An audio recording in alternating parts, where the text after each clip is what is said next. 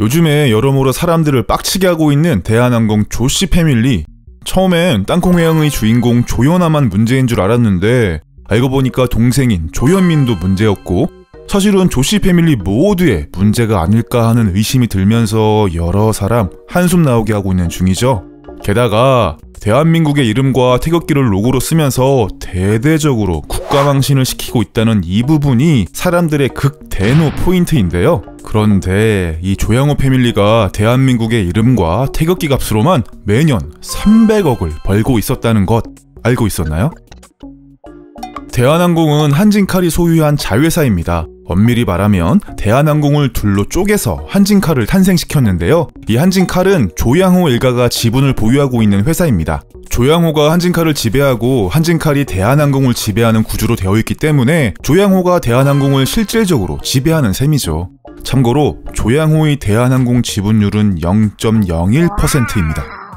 그런데 대한항공과 한진칼을 분리하는 과정에서 대한항공이 가지고 있던 현금과 예금 1000억 원, 대한항공 사옥, 계열사 주식 등을 한진칼에 넘기게 되는데요. 여기서 황당한 건 대한항공의 상표권까지 한진칼에 넘겼다는 겁니다. 즉 이 말은 무엇이냐? 대한항공이 자신들의 이름을 쓰기 위해선 매년 한진칼의 이용료를 지불해야 한다는 뜻입니다. 그 액수가 무려 1년에 300억!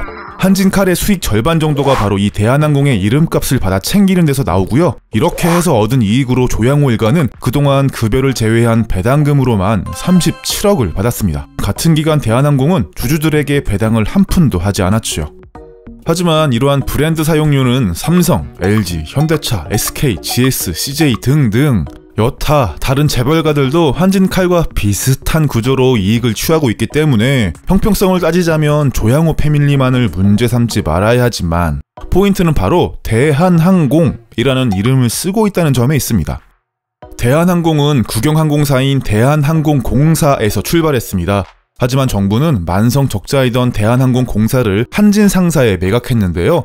사기업이 됐지만 대한항공이라는 이름을 그대로 사용해왔고 로고까지 태극 문양으로 바꾸면서 국영항공사라는 이미지를 사람들에게 심어주었죠. 때문에 그동안 사람들이 대한항공에 가지고 있던 호감도는 다른 기업들에 비해 훨씬 높았던 게 사실입니다. 그러면서 88년 아시아나항공이 탄생하기 전까지 정부의 보호 아래서 독점적인 지위를 누리며 빠르게 성장할 수 있었는데요. 이렇게 국민들과 함께 성장한 대한항공, 그런데 이 이름을 사용하는 대가로 매년 조양호 일가에게 300억씩이나 지불된다는 게 이해가 가시나요?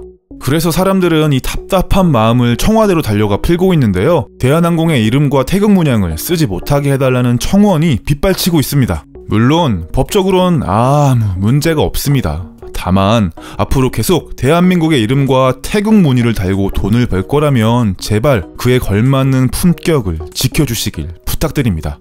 제발요. 재밌게 시청하셨나요? 좋아요와 구독하기 부탁드려요. 안녕.